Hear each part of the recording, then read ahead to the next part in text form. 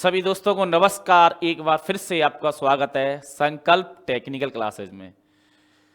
तो दोस्तों, आज एक बहुत ही बढ़िया वैकेंसी आई थी, उसके बारे में सर ने बताया। जो राजस्थान विद्युत विभाग की वैकेंसी निकल के आई थी, उसके बारे में पूरा अपडेट, पूरा वीडियो बनाया है सर ने।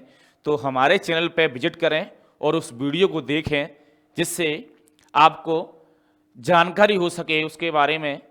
जो नोटिफिकेशन आया है, किस प्रकार से एग्जाम रहने वाला है, किस प्रकार से प्रक्रिया होगी, कितने गुना बच्चे पास होंगे, क्या सिलेबस रहने वाला है, जो हम थ्योरी पढ़ा रहे हैं वो कितनी थ्योरी नंबर की आएगी, जो जनरल नॉलेज है आपकी और मैथ है, और जो इस प्रकार की साइंस है तो उसमें कितने प्रकार के प्रश्न रहने वाले हैं।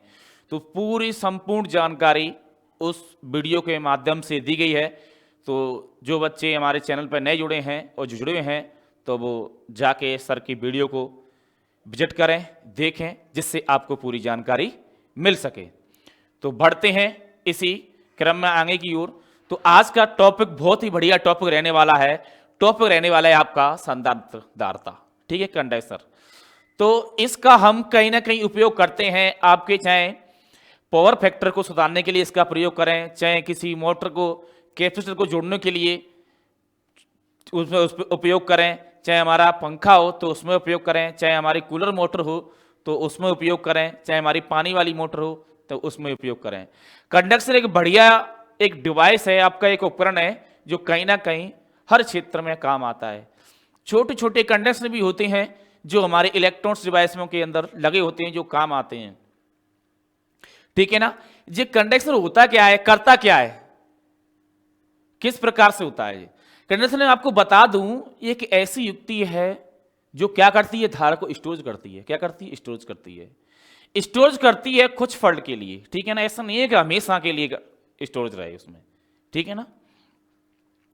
तो इसमें स्टोरेज किस प्रकार से रहती है तो वो भी देख लेते हैं। तो किसी अचालक पदार्थ से पृथक की गई दो चालक प्लेटों के बीच विद्युत आवेश एकत्रित करने की क्षमता क्या कहलाती है, हमारी धारता, कैपेसिटर कह सकते हैं इसको, धारता कहलाती है, ठीक है। और कार्य करने वाली युक्ति क्या कहलाती है, हमारी संधारित्र या कंडक्शन कहलाती है। धारता उसे कहते हैं जिसमें एकत्रित हो रही है और कार्य करने की क्षमता होती है, उसको क्या कहते हैं, कंडक्शन कहते हैं। दोनों में थोड़ा सा डिफरेंस है, थोड़ा सा समझना, ज़्यादा डिफरेंस नहीं है, ठीक है। तो हम पढ़ते हैं इसी क्रम में। तो मैंने आपको बताया कि दो प्लेटों के बीच में एकत्रित की गई धारा, एकत्रित की गई धारता तो क्या कहलाती है, हमारी धारता कहलाती है, ठीक है ना। जो विद्युत आवेश होती हैं उन करने की क्षमता होती है, क्या करने होती है, क्षमता। तो हमारी क्या है, दो चालक प्लेट होती हैं अचालक पदार्थ की, ठीक है ना। तो लिखेंगे धारता के बारे में पहले थोड़ा सा।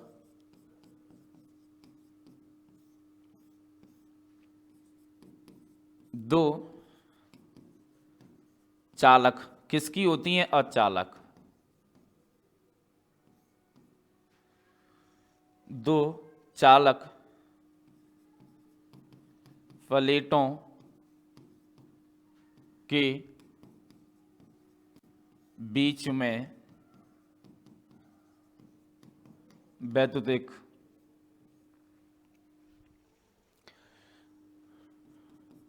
दो चालक जो अचालक होते हैं हमारे, ठीक है ना। कौन से होते हैं, अचालक पदार्थ। प्लेटों के बीच में वैद्युतिक आवेश एकत्र करने की क्षमता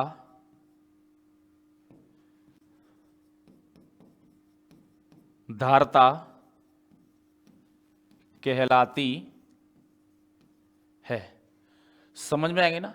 जो एकत्रित करती है, जो आवेश को क्या करती है भाई, एकत्रित करती है, ये ध्यान रखना है आपको। हमारा जो अचालक पदार्थ होता है, तो दो प्लेटों के बीच में क्या है, दो प्लेटों के बीच में जो बीच में ना, जो क्या होता है, विद्युत आवेश एकत्रित होते हैं, ठीक है ना। जैसे इस प्रकार समझेंगे कि हमारी जो दो प्लेट हैं, क्या है, दो प्लेट हैं, तो इनके बीच में क्या होगा भाई, विद्युत आवेश एकत्रित होंगे। एकत्रित हो गए, एकत्रित होना क्या कहलाता है, आपका धारता कहलाता है। ध्यान रखना, थोड़ा सा डिफरेंस ज्यादा नहीं है। एकत्र होना तो धारता कहलाता है, कार्य में लेना, किसमें, कार्य में लेना क्या कहलाता है, कंडेंसर या संधारित्र कहलाता है। थोड़ा सा डिफरेंस इसका ध्यान रखना, ठीक है, काम एक ही है, नाम भी एक ही, कोई दिक्कत नहीं, थोड़ा सा डिफरेंस है। तो कभी कभार पूछ लेता है कि धारता किसे कहते हैं, कंडेंसर किसे कहते हैं, सॉरी संधारित्र किसे कहते हैं, इंग्लिश में बोल दिया मैंने। तो थोड़ा सा डिफरेंस है, ज्यादा डिफरेंस नहीं है, अपन कह सकते हैं दोनों को, दोनों ही काम कर रहे हैं। संधारित्र भी यही काम करता है, क्योंकि वो भी स्टोर करता है पहले, फिर उसमें क्या करते हैं, कार्य में लेते हैं। बस धारता कैसे तो स्टोर करती है आवेशों को, उसके बाद कार्य क्या करता है, संधारित्र करता है। तो मैंने यही बताया आपको। देखो स्टोरेज करना, एकत्र करना क्या कहलाता है, हमारा धारता कहलाती है, धारता कहलाती है। आपको लिखा भी दिया है मैंने, धारता कहलाती है, इस प्रकार से समझेंगे, ठीक है। अब होता क्या है कि और यह कार्य करने वाली युक्ति, और यह कार्य करने वाली युक्ति संधारित्र या कंडक्शन कहलाती है। और क्या होता है, जो कार्य करता है, क्या करता है, और कार्य करने वाली युक्ति संधारित्र या कंडेंसर कहलाती है। समझ में आ गई ना। और कार्य करने वाली युक्ति संधारित्र या कैपेसिटर, कंडक्टर सॉरी, कहलाती है, ठीक है ना, सिंपल भाषा है, ठीक है। दूसरे शब्दों में कहे कि जिसमें एसी पदार्थों परपथों का गुण क्या होता है, जिसके कारण वोल्टेज मान में होने वाला परिवर्तन विरोध करता है। क्या करता है, जो इसके अंदर एसी गुण होती हैं तो इनके विरोध क्या करता है भाई, इसका परिवर्तन का विरोध करता है। जो परिवर्तन होगा, चेंज होगा, आपको पता है, तो विरोध करेगा उसका, तो उसी को कहती हैं धारता कहती हैं। क्या कहती हैं, धारता कहती हैं, जो विरोध करता है। अब एसी ली डीसी में परिवर्तन हो गया तो विरोध हो रहा है किसी न किसी चीज का, तो उसी को क्या कहते हैं, धारता कहती हैं। और इसका जो धारता का प्रतीक होता है सी होता है। क्या होता है प्रतीक, इसका सी होता है, प्रतीक क्या होता है, सी। और मात्रक, देखो आपका धारता आ जाए, कैपेसिटर आ जाए, सॉरी कैपेसिटर आ जाए, कंडक्टर आ जाए, और आपका संधारित्र आ जाए, तो उसका जो प्रतीक होगा क्या होगा, हमेशा सी होगा, ठीक है ना। और इसका मात्रक होता है आपका फैरड, एफ से दर्शाते हैं, फैरड, ठीक है ना। तो प्रतीक सी से दर्शा रहे हैं कंडक्शन, ठीक है, और मात्रक एफ फैरड हो गया।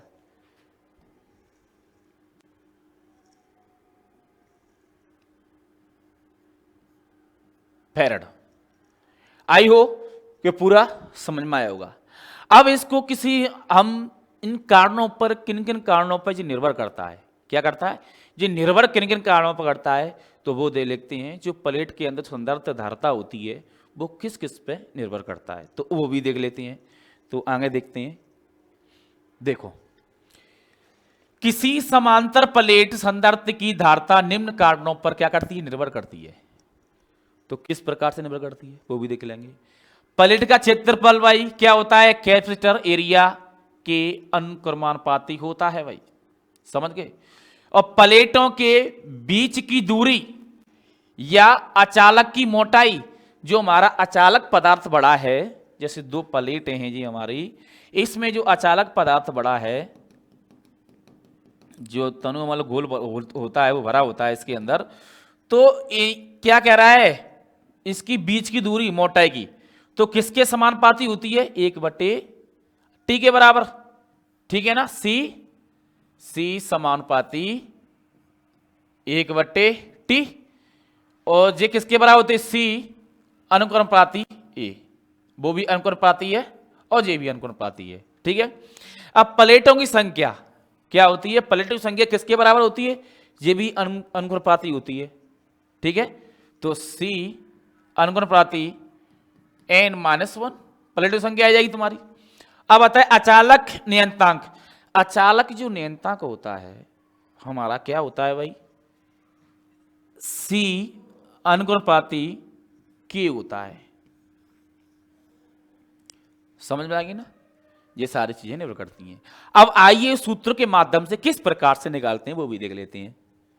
देखो, जब कैपेसिटर को निकालने के लिए क्या करती हैं, 1.85 के, मैंने आपको पहले ही बता रखा था, जो हमारा जो मान होता है आपका कितना होता है 1.85 के, ए आपका एरिया, एन माइनस आपकी टर्न की संख्या, ठीक है, बटे टी बटे 10⁻8, और जी क्या है म्यू फेरेड, ठीक है। तो देख लेते हैं किस प्रकार दर्शन है। सी क्या है आपकी धारता, किस में मापते हैं, माइक्रोफेरेड में, यही बता रखा है मैंने, माइक्रोफेरेड में मापते हैं। ए क्या है प्लेट का क्षेत्रफल एरिया, किस में मापते हैं, वर्ग सेमी में, ये भी ठीक है। और ठीक है अचालक की मोटाई किसमें, सेंटीमीटर में। ओके क्या है अचालक नियंत्रक, एन प्लेटों की संख्या, एन क्या है प्लेटों की संख्या। अब इसमें एक नोट डाल लेना, ये टिप्पणी दे रखी है, थोड़ा सा ध्यान देना इस पे, कि वायु तथा निर्वात के लिए अचालक नियंत्रण के का मान इकाई होता है। क्या होता है भाई, इकाई होता है, इकाई होता है, क्या होता है, इकाई होता है, ये ध्यान रखना, ठीक है। जबकि अन्य चालक पदार्थ के लिए, जो कोई अन्य चालक पदार्थ आ गया तो उसके लिए इसका मान 2 से 81 तक होता है। क्या होता है, 2 से 81 तक होता है।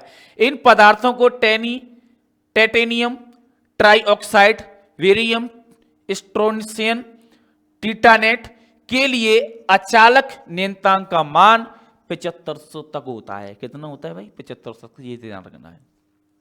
ये हो गया हमारी बात, ठीक है ना।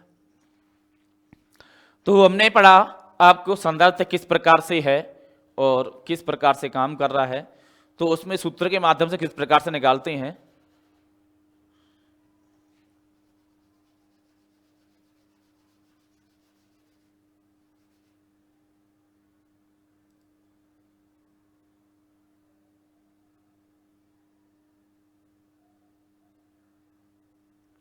ठीक है ना, तो हमारी कुछ बातें थी जो हो गई। अब डालते हैं वो संदर्भ, संदर्भ किस प्रकार से क्या है, ठीक है ना।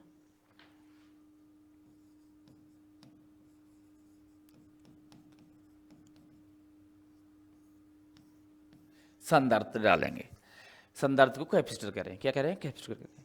ये भी क्या होता है, अचालक पदार्थ के दो चालक प्लेटों के बीच में क्या करता है, विद्युत आवेशों को एकत्रित करके, एकत्रित कर रहा है आपका, मैंने आपको पहले ही बताया, एकत्रित करके संधारित्र या कैपेसिटर कहलाता है। क्या कहलाता है, संधारित्र या कैपेसिटर कहलाता है, दोनों चीज कह सकते हैं आप, ठीक है ना, दोनों ही काम है, दोनों ही सेम सेम कहानी है।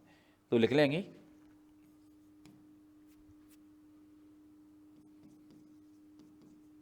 किसी अचालक, किसी चालक पदार्थ, ठीक है ना, दो चालक प्लेटों के बीच में,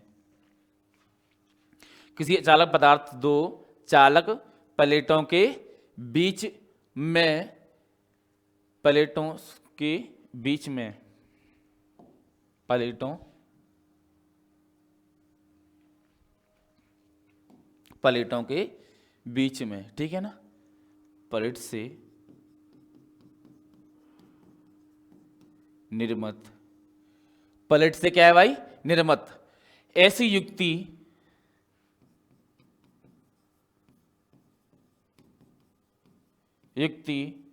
जो क्या करता है भाई, विद्युत क्या करती है, एकत्रित करती है, विद्युत आवेशों को एकत्रित कर सके।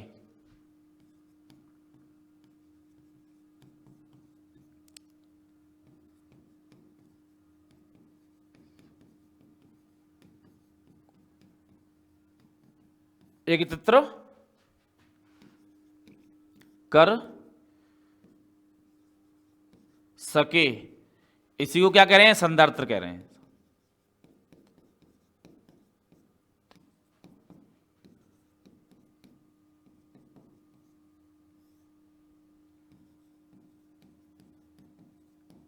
कहते हैं, ठीक है, कैपेसिटर संधारित्र, इसको क्या कहते हैं, कैपेसिटर कहते हैं। कैपेसिटर ठीक है, संधारित्र या कैपेसिटर। तो समझ में आ गया ना, कैपेसिटर, ठीक है ना, कंडक्शन नहीं, कैपेसिटर।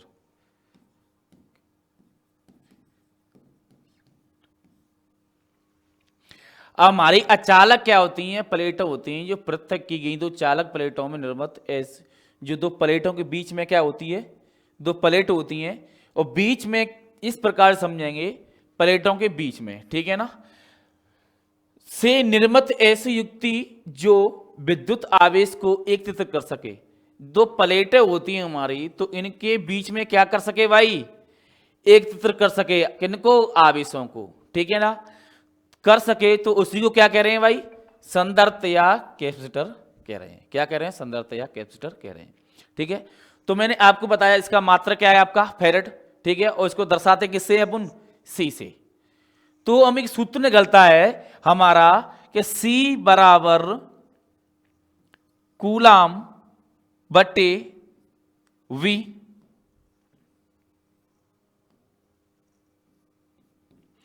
ये सूत्र निकलता है हमारा, ठीक है ना। तो हमारा सी क्या है, कैपेसिटर, और क्यू क्या है हमारा, कूलाम, और बी क्या है हमारी, वोल्ट।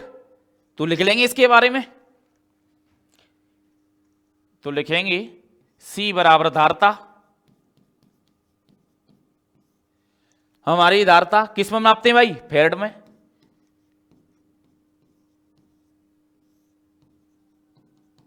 फैरेड में, और क्या है हमारा क्यू। अब क्यू को किस में नापते हैं भाई, ये भी आपको बताना, कूलाम में नापते हैं आवेश को, ठीक है, आवेश कूलाम में, ठीक है। और हमारी बी क्या है, वोल्ट, वोल्टेज किस में नापते हैं भाई, वोल्टेज में, वोल्ट में नापते हैं इसको, वोल्ट में, किस में नापते हैं, वोल्ट में नापते हैं। ये समझ में आ गया आपकी में, ये हमारा क्या है, पूरा सिस्टम है जो आपको दोनों तरह से बताया मैंने कि हमारा के क्या है, ठीक है ना। अब सूत्र बनते हैं इसमें कई प्रकार से, ठीक है ना, कभी कूलाम पूछ लेता है, कभी वोल्ट पूछ लेता है, कभी कैपेसिटर पूछ लेता है, ठीक है ना। तो इस आपको जैसे ही कुछ पूछे तो उसमें आपको बताना है। जैसे मैं एग्जाम्पल दूंगा आपको छोटा सा, कि आवेश का जो मान है, जैसे कि 5 मान है आवेश का, आवेश का मान कितना है, 5 कूलाम है, ठीक है।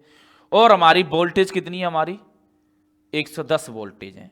अब पूछ लिया है कि कैपेसिटर का मान कितना होगा, तो क्या कर देंगे, C बराबर आवेश का मान कितना है हमारा 5, वोल्टेज कितनी है भाई हमारी 110, तो इसको काटेंगे 5 से, कितनी बार कट गया जी भाई,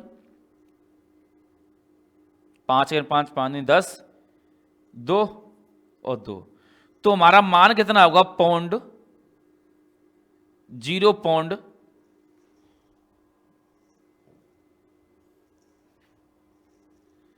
0.02 फैरेड होगा हमारा। देखो मैंने इस प्रकार से किया, तो काट लेते, देखो 50 बट्टे 110, अब इसमें भाग देंगे तो 0 0 जहां बढ़ गई, ठीक है। अब हम इसमें इसको काटेंगे तो 110 से 500 बार काटेंगे, तो ये थोड़ा सा शायद नहीं आया है, तो इसको जहां देख लेते हैं काट के, तो अपन जहां काटेंगे इसको, तो 0 से एक 0 काट देंगे।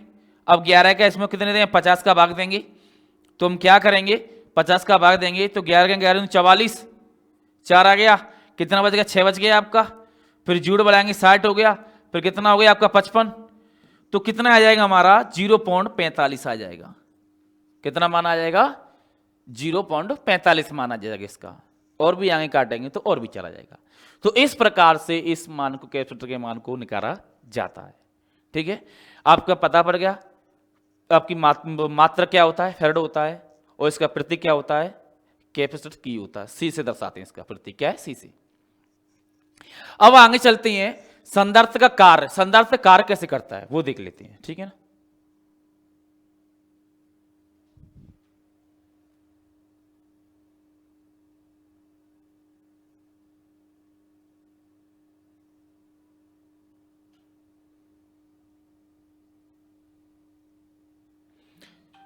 अब देखेंगे संधारित्र का कार्य कैसे करता है। ठीक है, तो लिखेंगे संधारित्र कार्य।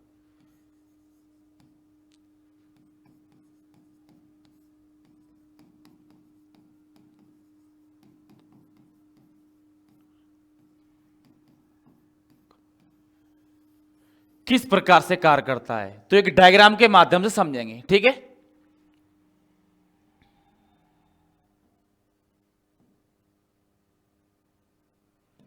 यहां ले लेते हैं इसको,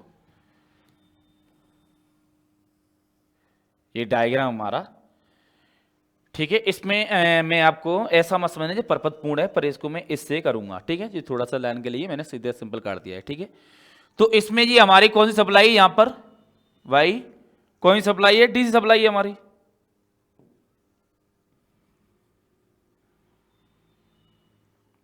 अब तो समझ में आ गया होगा आपकी में, है ना। तो यहां पर कौन सी सप्लाई हमारी, डीसी सप्लाई।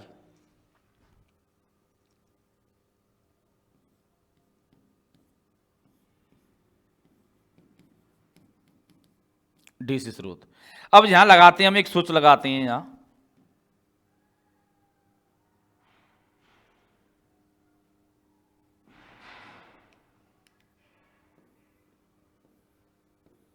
ये हमारा क्या स्विच है एक। ठीक है, हमारा क्या स्विच है। अब लगाते हैं यहां कंडेंसर,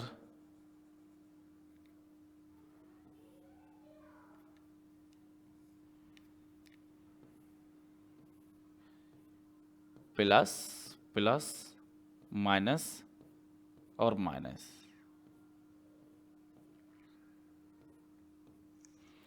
यहां हमारा प्लस और ये हमारा माइनस। अब यहां पर देख लिया आपने, कंडक्शन जोड़ दिया हमने। ठीक है ना, संधारित्र। ठीक है, ए और बी, संधारित्र। अब जो स्विच को हम ऑन करते हैं, स्विच को हम ऑन करते हैं, तो हमारे इलेक्ट्रॉन आवेश हैं वो किस तरफ जाएंगे भाई, इस तरफ जाएंगे हमारे। ठीक है, अब यहां से कहां तक पहुंचेंगे, यहां बी पॉइंट तक पहुंचेंगे। क्या पहुंचेंगे भाई, बी पॉइंट तक पहुंचेंगे आपके। तो बी पॉइंट तक पहुंचने में, सॉरी बी नीचे कर लेता हूं मैं, ए और उसको, ये हमारे ए और बी। अब यहां से इलेक्ट्रॉन पहुंचेंगे संधारित्र के पास में, कहां तक पहुंचेंगे, ए तक पहुंचेंगे। कहां तक पहुंच रहे हैं, ए तक। अब ए से जो हमारा प्रतीक किसका है, ऋण का, अब ये प्लस में पहुंचेगा। अब यहां से ये इसको आवेश को छोड़ेगा तो किस शर्त में, तो प्लस में पहुंचेगा। तो प्लस में पहुंचेगा तो जाके स्रोत मिल जाएगा डीसी स्रोत में। जी इस प्रकार से आवेशित और ऋण आवेशित हमारा काम करता है। ठीक है ना, तो इस प्रकार से आप ये नहीं कह सकते कि स्टोरेज धारा इसके अंदर स्टोरेज रहती है, स्टोरेज कुछ समय के लिए रहती है, पुनः वापस उसी स्थान पर लौट के पहुंच जाती है। ठीक है, इसी प्रकार से इसको समझेंगे अपन।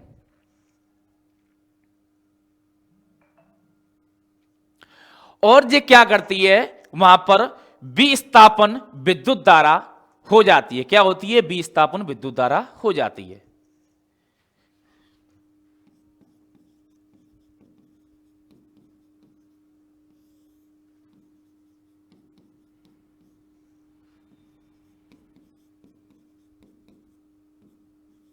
जाती है या इसे विस्थापन धारा भी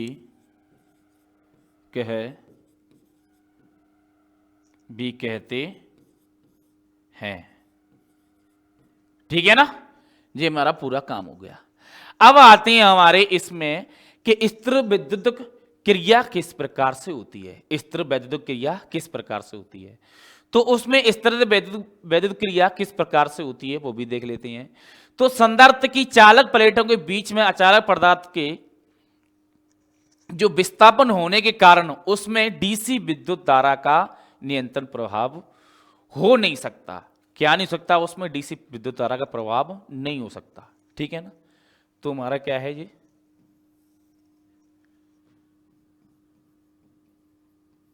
स्तर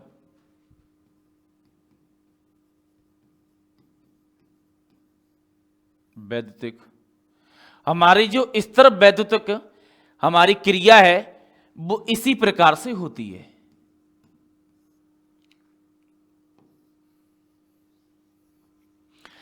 कि इसमें नियंत्रण प्रभाव डीसी का नहीं हो सकता किसी अचालक प्लेट के बीच में, ठीक है ना। तो लिख सकते हैं इसमें नियंत्रण डीसी धारा का प्रवाह नहीं हो सकता। समझ में आ गई ना। इसमें क्या नहीं हो सकता भाई, डीसी नियंत्रण का प्रभाव नहीं हो सकता, नियंत्रण नहीं हो सकता। आप नियंत्रण करना चाहें तो नियंत्रण नहीं हो सकता स्तर धारा में। स्तर धारा का मत समझते ना, वो स्तर रहती है, जैसे कि बैटरी होती है उसमें स्तर रहती है हमेशा, ठीक है ना। आपके सेल होते हैं तो स्तर रहती है, ठीक है ना। तो विद्युत धारा के क्षणिक प्रवाह में संदर्भ में स्तर वैद्युतिक के रूप में वैद्युत ऊर्जा एकत्र हो जाती है। अब स्तर धारा के रूप में क्या होती है भाई, इसमें एकत्र हो जाती है। तो लिख लेंगे अपन इसमें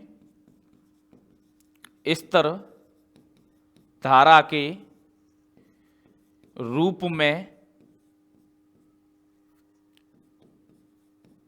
एकत्र